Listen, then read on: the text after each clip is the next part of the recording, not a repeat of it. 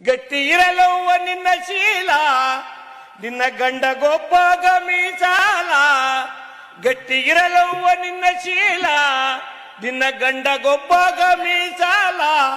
ಇತ್ತ ಬರವ್ವ ನನ್ನ ಮಗಳ, ಇತ್ತ ಬರವ್ವ ನನ್ನ ಮಗಳ. ಹೆಚ್ಚು ಹೇಳಾಕ ಏನಿಲ್ಲ, ನನ್ನ ಕರುಳಿನ ಕುಡಿ ನೀನು ಹಿಂಗೆ ಅಳುಕುತ್ತ ಕುಂತ್ಯಾಕ. ನಿನ್ನ ಕೈಯ ಹಿಡಿದವನ ಮನೆಯನ್ನು ಸೇರಲಾಕ. ನನ್ನ ಕರುಳಿನ ಕುಡಿ ನೀನು ಹಿಂಗೆ ಅಳುಕುತ್ತ ಕುಂತ್ಯಾಕ. ಮಡಿಯಾಗ ಹುಟ್ಟಿದ ಬಳ್ಳಿ ಮಡಿಯಾಗ ಉಳಿಯುವುದೇನು, ಮಡಿಯಾಗ ಹುಟ್ಟಿದ ಬಳ್ಳಿ ಮಡಿಯಾಗ ಉಳಿಯುವುದೇನು. ಕುಡಿಬಿಟ್ಟು ಹೊರಗೆ ಬಂದು ಹಣ್ಣು ಕೊಡದೇನ. ಇಡೀ ಮರದಾಗ ನನ್ನವ್ವ ನಗು ನಗುತ್ತಾ ನೀ ಹೋಗ್ಯವ್ವ. ಇಡೀ ಮರದಾಗ ನನ್ನವ್ವ ನಗು ನಗುತ್ತಾ ಹೋಗವ್ವ. ನಾ ಎಷ್ಟು ದಿನ ಸಾಕ್ಯವ್ವ, ಕಡಿತನಕ ನಿಂಗಂಡವ್ವ. ನನ್ನ ಕರುಳಿನ ಕುಡಿ ನೀನು ಹಿಂಗೆ ಅಳುಕುತ್ತ ಕುಂತ್ಯಾಕ. ನಿನ್ನ ಕೈಯ ಹಿಡಿದವನ ಮನೆಯನ್ನು ಸೇರಲಾಕ. ಹೆಣ್ಣು ಸಣ್ಣಾಕೆ ಇರುವಾಗ ತಂದೆ ತಾಯ ಮಡಿಲಾಗ. ಹೆಣ್ಣು ಸಣ್ಣಾಕೆ ಇರುವಾಗ ತಂದೆ ತಾಯ ಮಡಿಲಾಗ. ನಿನ್ನ ಯೌವನೆಂಬು ಕಾಲ ನಿನ್ನ ಗಂಡನ ಪಾಲಾಗ. ಮುಂದ ಮುಪ್ಪಿನ ಬಾಳಿಗೆ ನಿಂತ ಮಕ್ಕಳ ನೆಳ್ಳಿಗೆ ಈ ಪರತಂತ್ರ ಜನ್ಮವ ಶಿವ ಕೊಟ್ಟಾನ ಎಣ್ಣಿಗೆ. ನನ್ನ ಕರುಳಿನ ಕುಡಿ ನೀನು ಹಿಂಗೆ ಅಳುಕುತ್ತ ಕುಂತ್ಯಾಕ. ನಿನ್ನ ಕೈಯ ಹಿಡಿದವನ ಮನೆಯನ್ನು ಸೇರಲಾಕ. ನನ್ನ ಕರುಳಿನ ಕುಡಿ ನೀನು ಹಿಂಗೆ ಅಳುಕುತ್ತ ಕುಂತ್ಯಾಕ. ನಿನ್ನ ಗಂಡಾಗ ಇರ್ತಾರ ಚಂದ ಸಿರಿವಂತ ಗೆಳೆಯಾರ. ನಿನ್ನ ಗಂಡಾಗ ಇರ್ತಾರ ಚಂದ ಸಿರಿವಂತ ಸ್ನೇಹಿತಾರ. ನಿನ್ನ ಚೆಲುವ ರೂಪ ನೋಡಿ ಮೋಹಿಸಿ ಬಿಟ್ಟಾರ. ಗಟ್ಟಿ ಇರಲವ್ವ ನಿನ್ನ ಶೀಲ, ನಿನ್ನ ಗಂಡ ಗೊಬ್ಬಗ ಮೀಸಾಲ. ಗಟ್ಟಿ ಇರಲವ್ವ ನಿನ್ನ ಶೀಲ, ನಿನ್ನ ಗಂಡ ಗೊಬ್ಬಗ ಮೀಸಾಲ. ಇತ್ತ ಬರವ್ವ ನನ್ನ ಮಗಳ, ಇತ್ತ ಬರವ್ವ ನನ್ನ ಮಗಳ. ಹೆಚ್ಚು ಹೇಳಾಕ ಏನಿಲ್ಲ, ನನ್ನ ಕರುಳಿನ ಕುಡಿ ನೀನು ಹಿಂಗೆ ಅಳುಕುತ್ತ ಕುಂತ್ಯಾಕ.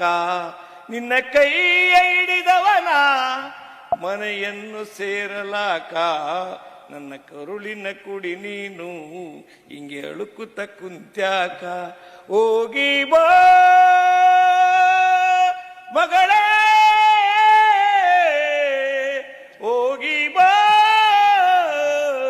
ಮಗಳೇ. Thank you. ಉತ್ತರ ಕರ್ನಾಟಕದಲ್ಲಿ ಒಂದು ಜಾನಪದದೊಂದು ಹಾಡಿದೆ. ಆಮೇಲೆ ಆಡಕತ್ತಿ ಮುಗಿದ ಅದಕ್ಕೆ ಹೇಳ್ಬಿಡ್ತೀವಿ ಮಧ್ಯದಲ್ಲಿ ಎಲ್ಲ ಬೋರ್ ಆಗಿದೆ. ಅದಕ್ಕೆ ತಂದೆ ತಾಯಿಗಳು ಯಾವ ರೀತಿ ಹೆಣ್ಣು ಮಗಳಿಗೆ ಬುದ್ಧಿ ಹೇಳ್ತಾರೆ ಅನ್ನೋ ವಿಚಾರದಲ್ಲಿ ಆಮೇಲೆ ಆಮೇಲೆ ಆಮೇಲೆ ಆಮೇಲೆ ಪರ್ಮಿಷನ್ ಕೊಡಲ್ಲ, ಕೊಡ್ತೀನಿ. ಆಮೇಲೆ ಇನ್ಯಾವತ್ತೂ ಕೇಳಲ್ಲ. ಏಯ್ ಕುತ್ಕೋ ಸುಮ್ಮನೆ ಸಾಕು. ಮಾತಾಡ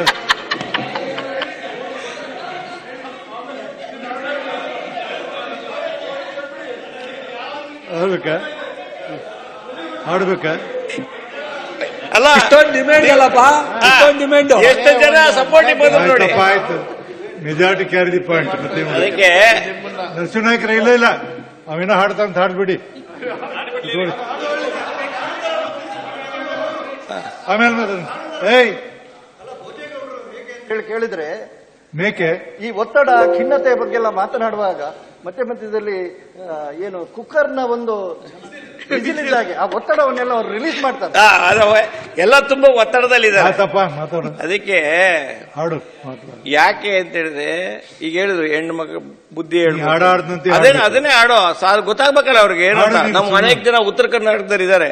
ಹಾಡು ಅದಕ್ಕೆ ತಾಯಿಯಾದವಳು ತನ್ನ ಮಗಳನ್ನ ಗಂಡನ ಮನೆಗೆ ಮದುವೆ ಮಾಡಿ ಕಳಿಸ್ಕೊಡುವಾಗ ಕೆಲವು ಬುದ್ಧಿ ಮಾತನ್ನ ಹೇಳ್ತಾಳೆ. ಅದು ಉತ್ತರ ಕರ್ನಾಟಕ ಶೈಲಿಯಲ್ಲಿ ಇರ್ತಕ್ಕಂಥದ್ದು ಹಾಡೋದು. ನನ್ನ ಕರುಳಿನ ಕುಡಿ ನೀನು,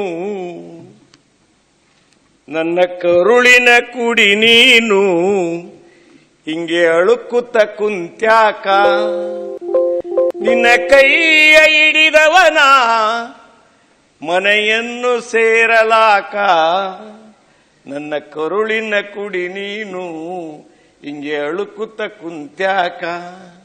ಮಡಿಯಾಗ ಹುಟ್ಟಿದ ಬಳ್ಳಿ ಮಡಿಯಾಗ ಉಳಿಯುವುದೇನು, ಮಡಿಯಾಗ ಹುಟ್ಟಿದ ಬಳ್ಳಿ ಮಡಿಯಾಗ ಉಳಿಯುವುದೇನು, ಕುಡಿಬಿಟ್ಟು ಹೊರಗೆ ಬಂದು ಹಣ್ಣು ಕೊಡದೇನ, ಇಡೀ ಮರದಾಗ ನನ್ನವ್ವ ನಗು ನಗುತ್ತಾ ನೀ ಹೋಗ್ಯವ್ವ, ಇಡೀ ಮನದಾಗ ನನ್ನವ್ವ ನಗು ನಗುತ್ತಾ ಹೋಗವ್ವ, ನಾ ಎಷ್ಟು ದಿನ ಸಾಕ್ಯವ್ವ ಕಡಿತನಕ ನಿಂಗಂಡವ್ವ, ನನ್ನ ಕರುಳಿನ ಕುಡಿ ನೀನು, ಹಿಂಗೆ ಅಳುಕುತ್ತ ಕುಂತ್ಯಾಕ, ನಿನ್ನ ಕೈಯ ಹಿಡಿದವನ ಮನೆಯನ್ನು ಸೇರಲಾಕ.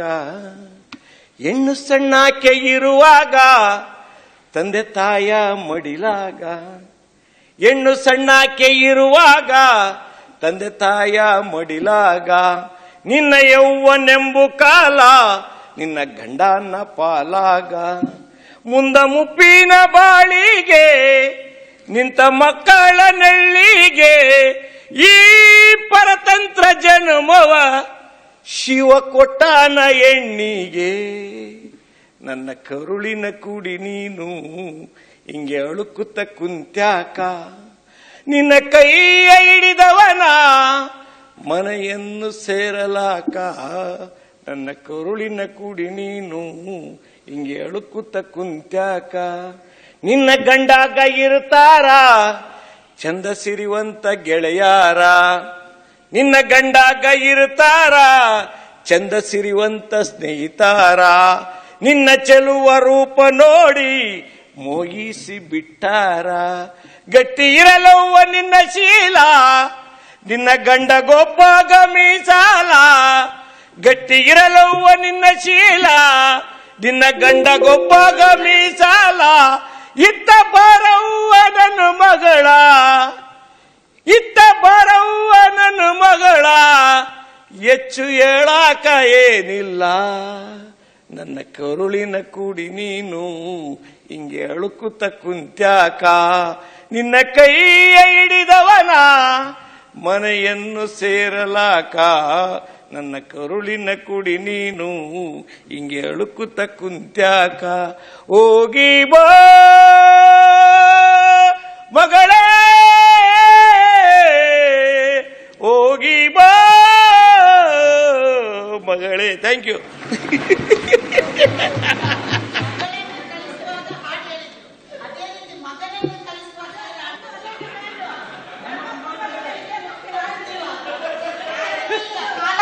ಪರತಂತ್ರ ಅತಂತ್ರ ಸ್ವತಂತ್ರ, ನಾವೀಗ ಸ್ವತಂತ್ರರು ಪರತಂತ್ರರಲ್ಲ, ನಾವೀಗ ಸ್ವತಂತ್ರರು ಪರತಂತ್ರರಲ್ಲ.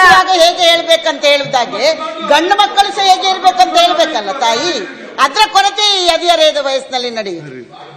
ಬರೋಬ್ಬರ ಮಾನ್ಯ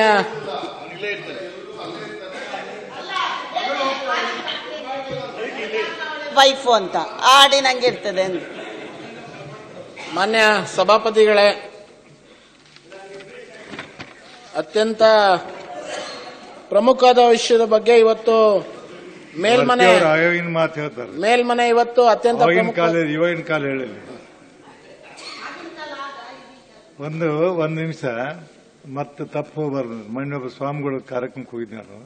ನೀವು ಹೇಳಿದ್ರಿ ಹೆಣ್ಮಗಳು ಇವಾಗಿನ ಏನ್ ಮಗಳನ್ನ ಕಳಿಸ್ತಿರ್ತಾರಲ್ಲ ಬಹಳ ಅಳ್ತಿರ್ತಾಳಂತಕಿ. ಇವಾಗಿನ ಹೆಣ್ಮಗಳ ಅಂದ್ರೆ ಈಗ ತಮ್ಮ ಮಕ್ಳು ಹೆಣ್ಮಕ್ಳು ಕಳಿಸುವಾಗ ಅಳ್ತಿರ್ತಾಳಂತ. ಹೆಣ್ಮಗಳು ಹೇಳ್ತಾಳಂತಕ್ಕೆ ಹೋಗಾಕಿ ಗಂಡನ ಮನೆಗೆ, ಅವ ಅಳಬೇಡ, ನಾವು ಹೋಗಿ 2-3 ತಿಂಗಳ ಬೇರೆ ಮನೆ ಮಾಡ್ತೀನಿ ಬಂದಿರಾಕೈತಂತ. ಇದಕ್ಕೆ ಪೂರಕವಾಗಿ ಮೊನ್ನೆ ಟಿವಿಯಲ್ಲಿ ತೋರಿಸ್ತಾ ಇದ್ರು ಸಭಾಪತಿ ಅವರೇ, ನಾಳೆಲ್ಲ ಸ್ವಾಮಿಗಳು ಹೇಳಿದ್ರು ಮದುವೆ ಆಗಿ ಇದಕ್ಕೆ ಪೂರಕವಾಗಿ ಆರೋಪ ಅಲ್ಲ ಹೇಳಿದೆ.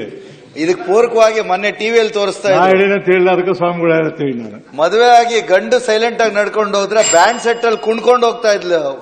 ಎಲ್ಲ ಸೋಷಿಯಲ್ ಮೀಡಿಯಾದಲ್ಲಿ ಇದೆ ನೋಡಿ. ನಾ ಪೂರ್ಣಿಮಾ ಹಾಗಾಗಿ ಈಗಿನ ಹೇಳ್ತೀನಿ. ಪರಿಸ್ಥಿತಿ ಹಾಗಾಗಿದೆ ಅಕ್ಕ. ಪೂರ್ಣಿಮಾಗೆ ಹೇಳ್ತೀನಿ. ಮಾನ್ಯ ಸಭಾಪತಿಗಳೇ, ಅತ್ಯಂತ ಒಂದು ಪ್ರಮುಖವಾದಂಥ ವಿಷಯದ ಬಗ್ಗೆ ಮೇಲ್ಮನೆ ಇವತ್ತು ಎಲ್ಲ ಸದಸ್ಯರು ಚರ್ಚೆಯಲ್ಲಿ ಭಾಗವಹಿಸಿರುವಂಥದ್ದು. ಅಭಿವೃದ್ಧಿ ಹೊಂದುತ್ತಿರುವಂತ ರಾಷ್ಟ್ರಗಳಿಗೆ ಬರುವಂತ ಏನಾದರೂ ಒಂದು ಬ್ಯಾಗೇಜ್ ಇದೆ ಅಂತಂದ್ರೆ ಇಲ್ಲಿ ಪಟ್ಟಿ ಮಾಡಿರುವಂತ ಸಮಸ್ಯೆಗಳು. ಇದು ಭಾರತಕ್ಕೆ ಅಥವಾ ನಮ್ಮ ಮಧ್ಯದಲ್ಲಿ ಇದೆಲ್ಲವೂ ಕೂಡ ಈ ರೀತಿ ಹದಿಹರೆಯದ ಮಕ್ಕಳಲ್ಲಿ ಬರುವಂತ ಸಮಸ್ಯೆಗಳನ್ನು ನಾವು ಇವತ್ತು ನಮ್ಮ ಕಣ್ಮುಂದೆ ನಾವು ನೋಡ್ತಾ ಇದ್ರೆ, ಏನು ಆರ್ಥಿಕವಾಗಿ ಸದೃಢವಾಗಿದ್ದಂತ ದೇಶಗಳು, ಅದು ಯುರೋಪ್ನಲ್ಲಿರುವಂತ ದೇಶಗಳಾಗಿರ್ಬೋದು ಅಥವಾ ಅಮೆರಿಕ ಇತ್ಯಾದಿ ದೇಶಗಳಲ್ಲಿ ಕಳೆದ ಹಲವಾರು ದಶಕಗಳ ಹಿಂದೆನೇ ಈ ಸಮಸ್ಯೆಗಳನ್ನು ಅವರು ಎದುರಿಸುವಂತ ಕೆಲಸ ಆಯಿತು.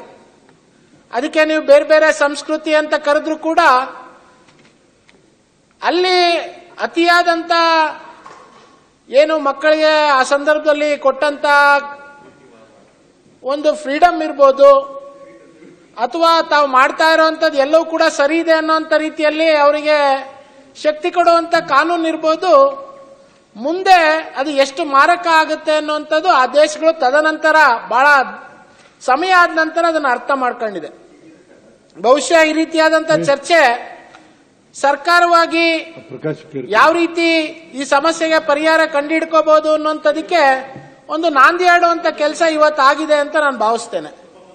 ಮಾನ್ಯ ಸಭಾಪತಿಗಳೇ, ಇಲ್ಲಿ 10 ವಿಷಯಗಳನ್ನ ಪಟ್ಟಿ ಮಾಡಿದ್ದಾರೆ. ನಾನು 10 ಕೂಡ ಓದೋದಕ್ಕೆ ಹೋಗೋದಿಲ್ಲ, ಯಾಕಂದ್ರೆ ಎಲ್ಲ ಇದೆ ಕಣ್ಮುಂದೆ. ಈ 10ರಲ್ಲಿ 5 ಸಮಸ್ಯೆಗಳಿಗೆ ಪ್ರಾರಂಭ ಆಗುವಂಥದ್ದು ಎಲ್ಲಿ ಅಂತಂದ್ರೆ ಮನೆಯಿಂದಾನೆ. ಮನೆಯಲ್ಲೇ 5 ಸಮಸ್ಯೆಗಳಿಗೆ ಒಂದು ಮಗುವಿನ ಮನಸ್ಸಿನಲ್ಲಿ ಈ 5 ವಿಷಯಗಳನ್ನ ಬಿತ್ತುವಂತ ಕೆಲಸವನ್ನ ಮಾಡ್ತಾರೆ. ಅದು ವಿಶೇಷವಾಗಿ ಇವತ್ತಿನ ಸಂದರ್ಭದಲ್ಲಿ ಏನು ನ್ಯೂಕ್ಲಿಯರ್ ಫ್ಯಾಮಿಲೀಸ್ ಅನ್ನುವಂತ ಕಾನ್ಸೆಪ್ಟ್ ಬಂದ್ಬಿಟ್ಟಿದೆ. ತಂದೆ, ತಾಯಿ ಮತ್ತು ಒಂದು ಮಗು, ಆ 3 ಜನರು ಆ ನ್ಯೂಕ್ಲಿಯರ್ ಫ್ಯಾಮಿಲಿಯ ಸದಸ್ಯರು. ಆ ನ್ಯೂಕ್ಲಿಯರ್ ಫ್ಯಾಮಿಲಿಯಲ್ಲಿರುವಂತವರು ಆ 3 ಜನ ತಮ್ಮ ಒಳಗಡೆ ಒಂದು ಅಂತರ್ಯುದ್ಧ ನಡೆಸ್ತಾ ಇರ್ತಾರೆ. ತಂದೆ ತನ್ನದೇ ಆದಂತ ಜಗತ್ತಿನಲ್ಲಿ, ತಾಯಿ ತನ್ನದೇ ಆದಂತ ರೀತಿಯಲ್ಲಿ, ಅವರಿಬ್ಬರನ್ನು ನೋಡಿ ಬೆಳೆಯುವಂತ ಮಗು, ಅದು ಕೂಡ ಒಂದು ದ್ವಂದ್ವ ರೀತಿಯಾದಂತ ಒಂದು ಮಾನಸಿಕ ತುಮುಲದ ಹೋರಾಟದ ಮಧ್ಯೆ ಅದು ಬೆಳೀತಾ ಬರುತ್ತೆ. ಹಿಂದೆ ಇತ್ತು, ನಮ್ಮ ಹಿರಿಯರು ಹೇಳ್ತಾ ಇದ್ರು, ಆಸ್ತಿ ಮಾಡಬೇಡಿ, ಮಕ್ಕಳನ್ನೇ ಆಸ್ತಿಯನ್ನಾಗಿ ಮಾಡಿ ಅಂತೇಳಿ. ಆದರೆ ಇವತ್ತು ಅದು ಯಥಾವತ್ತಾಗಿ ವಿರುದ್ಧದ ರೀತಿಯಲ್ಲಿ ನಡೀತಾ ಇರೋಂತ ನಾವು ನೋಡಿದ್ದೇವೆ. ಮಕ್ಕಳು ಬೀದಿಗೆ ಬಂದರೂ ಪರವಾಗಿಲ್ಲ, ನಾವು ಮೆಟೀರಿಯಲ್ ಕಂಫರ್ಟ್ ಅನ್ನ ಎಷ್ಟು ಮಾಡ್ಕೋಬೇಕು ಅನ್ನೋಂಥದ್ರ ಬಗ್ಗೆ ಹೆಚ್ಚಿನ ಒಲವು ಕೊಡುವಂಥದ್ದು ಇವತ್ತು ಆಗಿದೆ. ಹಿಂದೆ ಭಾರತೀಯ ಪರಂಪರೆ ಮತ್ತು ಸಂಸ್ಕೃತಿ ಯಾವ ರೀತಿ ಇತ್ತು ಅಂತಂದ್ರೆ, ಒಟ್ಟು ಕುಟುಂಬದಲ್ಲಿ ಇರುವಂತದ್ರಲ್ಲಿ ತಂದೆ ತಾಯಿ ತನ್ನ ಮಗುಗೆ ಏನು ಹೇಳಕ್ ಆಗ್ಲಿಲ್ಲ ಅಂದ್ರೂ ಕೂಡ ಮನೆಯಲ್ಲಿ ಯಾರು ಒಬ್ರು ದೊಡ್ಡವರು, ಚಿಕ್ಕಪ್ಪನೋ ದೊಡ್ಡಪ್ಪನೋ, ಅವರಿಗೆ ಸರಿ ದಾರಿಗೆ ಬರುವಂತ ಬುದ್ಧಿವಾದದ ಮಾತುಗಳನ್ನು ಹೇಳ್ತಾ ಇದ್ರು. ಇವತ್ತು ಪರಿಸ್ಥಿತಿ ಹೇಗಾಗಿದೆ ಅಂತಂದ್ರೆ, ಶಾಲೆಯಲ್ಲೂ ಕೂಡ ಮಕ್ಕಳಿಗೆ ಏನು ಕೂಡ ಶಿಕ್ಷೆ ಕೊಡುವಂತದ್ದಿಲ್ಲ. ನಾನು ಮೊನ್ನೆ ಯಾವ್ದೋ ಟಿವಿಯಲ್ಲಿ ನೋಡ್ತಾ ಇದ್ದೆ, ಶಾಲೆ ಮುಂದೆ ಪ್ರತಿಭಟನೆ ಮಾಡಿದಾರೆ ಹೋಗಿ, ನಮ್ಮ ಮಗುಗೆ ಏನೋ ಬೈದ್ರಿ ಅಥವಾ ನೀವು ಪರ್ಮಿಷನ್ ಕೊಡ್ತಾ ಇದ್ದೀರಾ ಅಂತ. ಅಂದ್ರೆ ಈ ರೀತಿಯಾದಂತ ಒಂದು ಪರಿಸ್ಥಿತಿಗೆ ಇವತ್ತು ಸಮಾಜ ಹೋಗ್ತಾ ಇದೆ. ಸುಪ್ರೀಂ ಕೋರ್ಟ್ ರೂಲಿಂಗ್ ಐತೆ, ಅದು ಕೊಡಬಾರ್ದಂತೆ ಮಕ್ಕಳಿಗೆ. ಹಾಗಾಗಿ ಹಿಂದೆ ಶಿಕ್ಷಣಕ್ಕೆ ಕಡಿಮೆ ಒತ್ತು ಕೊಡ್ತಾ ಇದ್ರು, ಸಂಸ್ಕಾರಕ್ಕೆ ಹೆಚ್ಚು ಒತ್ತು ಕೊಡ್ತಾ ಇದ್ರು. ಇವತ್ತೇನಾಗಿದೆ, ಶಿಕ್ಷಣಕ್ಕೆ ಹೆಚ್ಚು ಒತ್ತು ಕೊಡ್ತಾ ಇದ್ದಾರೆ. ಮಕ್ಕಳು ಶಿಕ್ಷಣದಲ್ಲಿ ಹೈಯೆಸ್ಟ್ ಆಗಬೇಕು, ಎಲ್ಲರಿಗಿಂತ ಜಾಸ್ತಿ ಬುದ್ಧಿವಂತರಾಗಬೇಕು, ಎಲ್ಲರಿಗಿಂತ ಜಾಸ್ತಿ ತಿಳ್ಕೊಂಡಿರ್ಬೇಕು, ತಾನು ಯಾರು ಸಾಧನೆ ಮಾಡ್ದಲೇ ಇರೋಂಥದ್ದನ್ನು ಸಾಧಿಸಬೇಕು ಅನ್ನೋಂತ ರ್ಯಾಟ್ ರೇಸಿಗೆ ಮಕ್ಕಳನ್ನ ದೂಡುವಂತ ಕೆಲಸವನ್ನ ತಂದೆ ತಾಯಿಗಳು ಮಾಡ್ತಾ ಇದ್ದಾರೆ. ಆದ್ರೆ ಅದನ್ನ ಮಾಡ್ತಾ ಸಂಸ್ಕಾರವನ್ನ ಕಡಿಮೆ ಮಾಡುವಂತ ಕೆಲಸ ಆಗಿದೆ. ನಾನು ಒಂದು ಸಣ್ಣ ಕಥೆಯನ್ನ ತಮಗೆ ಈ ಸಂದರ್ಭದಲ್ಲಿ ಹೇಳಕ್ ಇಚ್ಛೆ ಪಡ್ತೇನೆ. ಒಬ್ಬ ಬಹಳ ದೊಡ್ಡ ಕ್ರಿಮಿನಲ್, ಆತನಿಗೆ ಶಿಕ್ಷೆ ಆಗುತ್ತೆ, ಜೈಲಿಗೆ ಹೋಗ್ತಾನೆ. ತದನಂತರ ಆತನಿಗೆ ಮರಣದಂಡನೆ ಆಗುವಂತ ಆದೇಶ ಕೋರ್ಟ್ನಿಂದ ಬರುತ್ತೆ. ಮರಣದಂಡನೆ ಗಲ್ಲಿಗೇರಿಸೋ ದಿನನೂ ಕೂಡ ನಿಶ್ಚಯ ಆಗುತ್ತೆ. ಕೊನೆ ಆಸೆ ಏನು ಅಂತ ತಾಯಿ ಹತ್ರ ಮಾತಾಡಬೇಕು ಅಂತ ಅವನು ಅಭಿಲಾಷೆಯನ್ನ, ಕೊನೆ ಆಸೆಯನ್ನ ವ್ಯಕ್ತಪಡಿಸ್ತಾನೆ. ಪೊಲೀಸರು ತಾಯಿಯನ್ನ ಕರ್ಕೊಂಡ್ಬಂದು ಮಗನ ಎದುರುಗಡೆ ಕೂರಿಸಿದಾಗ ಮಗ ತಾಯಿಗೆ ಹೇಳ್ತಾನೆ, ನಾನು ಇವತ್ತು ಏನಾದ್ರೂ ಈ ಸ್ಥಿತಿಯಲ್ಲಿದ್ದು ಇವತ್ತು ನೇಣಗಂಬದಲ್ಲಿ ಇವತ್ತು ನಾನು ನನ್ನ ಪ್ರಾಣ ಹೋಗ್ತಾ ಇದೆ ಅಂತಂದ್ರೆ ನೀನೇ ಕಾರಣ ಅಂತೇಳಿ ತಾಯಿಗೆ ಹೇಳ್ತಾನೆ. ಅದಕ್ಕೆ ತಾಯಿ ಕೇಳ್ತಾಳೆ, ನಾನೇನ್ ಮಾಡಿದೆ ಅಂತ. ನಾನು ಚಿಕ್ಕವನಿದ್ದಾಗ ಒಂದು ರಬ್ಬರ್ ಅನ್ನ ಪೆನ್ಸಿಲ್ ಅನ್ನ ಕತ್ಕೊಂಬಂದಾಗ ಮನೆಗೆ ನಾನು ತಂದೆ, ಅದು ನಿನಗೆ ಗೊತ್ತಾಯ್ತು, ನಿನ್ ಗಮನಕ್ಕೂ ಬಂತು, ನಂದಲ್ಲ ಯಾರ್ದೋ ಬೇರೆಯವ್ರದ್ದು ನನ್ನ ಕೈಯಲ್ಲಿ ಬಂದಿದೆ ಅಂತ.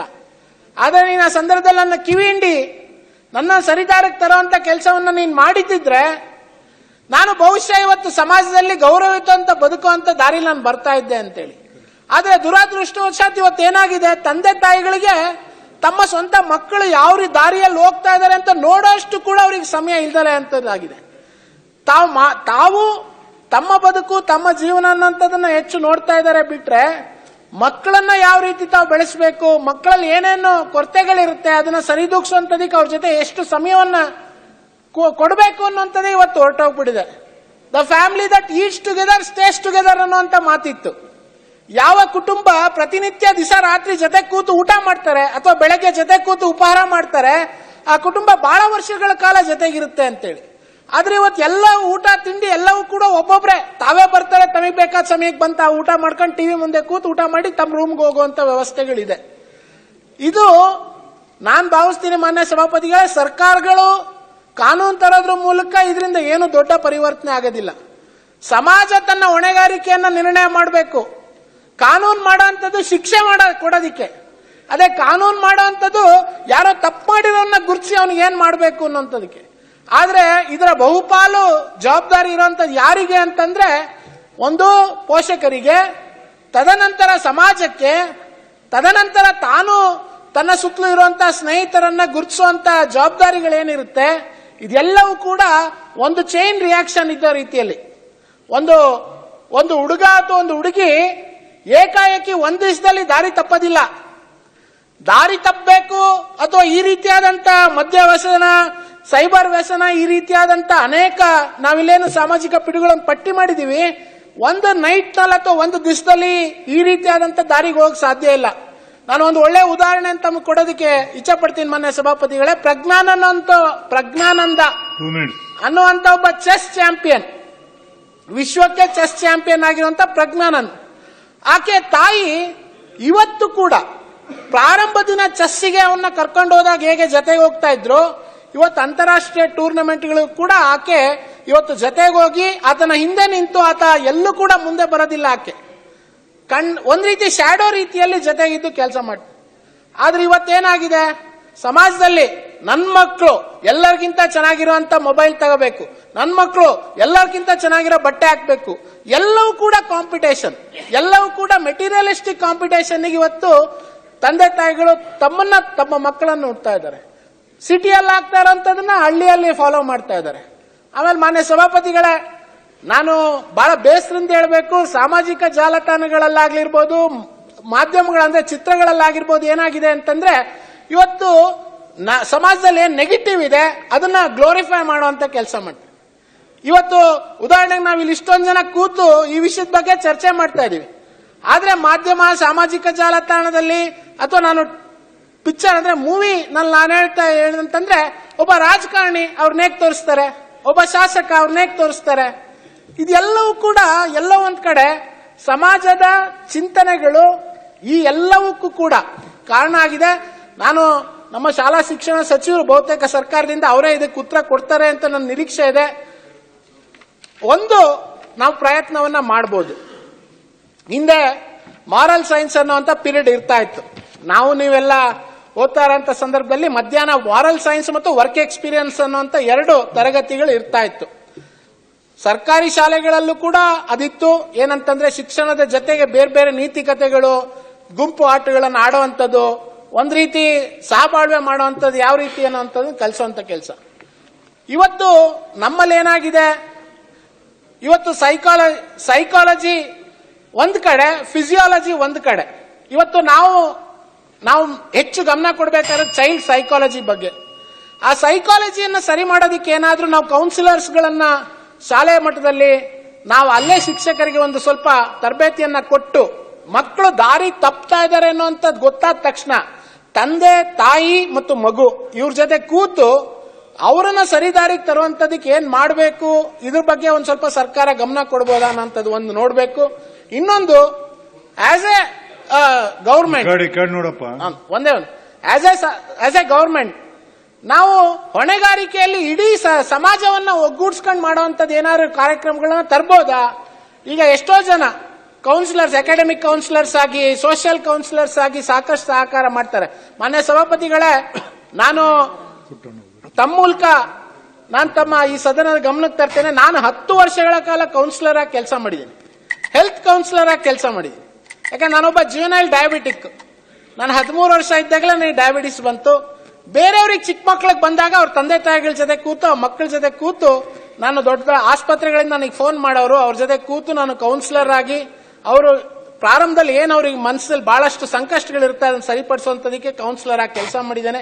ಈ ರೀತಿ ಸಮಾಜದಲ್ಲಿ ಇರೋಂಥವ್ರನ್ನ ಕರೆದು ಕೂರಿಸಿ ಚರ್ಚೆ ಮಾಡಿ ಅವರಿಗೆ ಕೌನ್ಸಿಲರ್ ಪೊಸಿಷನ್, ಅದು ಪೇಡ್ ಪೊಸಿಷನ್ ಆಗಿರೋಂಥ ಅವಶ್ಯಕತೆ ಇಲ್ಲ, ವಾಲಂಟರಿಯ ಪೊಸಿಷನ್ಗಳನ್ನ ಕೊಡುವಂತದಕ್ಕೆ ಸರ್ಕಾರ ಏನಾದರೂ ಕ್ರಮಗಳನ್ನ ರೂಪಿಸಿ ಅದರ ಮೂಲಕ ಈ ನ್ಯೂನತೆಗಳಲ್ಲಿ, ಈ ಸಮಸ್ಯೆಗಳನ್ನ ಪರಿಹರಿಸುವಂತ ನಿಟ್ಟಿನಲ್ಲಿ ಸರ್ಕಾರ ಪ್ರಯತ್ನ ಮಾಡಬಹುದಾ ಅನ್ನುವಂಥ ತಾವು ಆಲೋಚನೆ ಮಾಡಿ ಅದಕ್ಕೆ ಒಂದು ನೀತಿಯನ್ನು ಕೂಡ ರೂಪಿಸುವಂತ ಕೆಲಸ ತಾವು ಮಾಡಿದ್ರೆ ಈ ಚರ್ಚೆಗೂ ಕೂಡ ಒಂದು ಒಳ್ಳೆ ಉತ್ತಮವಾದಂತ ಒಂದು ಮುಂದಿನ ದಿನಗಳಲ್ಲಿ ನಮ್ಮ ಏನು ಮುಂದಿನ ಪೀಳಿಗೆಯನ್ನು ನಾವು ಗಟ್ಟಿಯಾದಂತ ರೀತಿಯಲ್ಲಿ ಇವತ್ತು ಮುಂದೆ ತಗೊಂಡು ಹೋಗುವಂತ ಒಂದು ಜವಾಬ್ದಾರಿ ನಮ್ಮೆಲ್ಲರ ಮೇಲೆ ಇದೆ.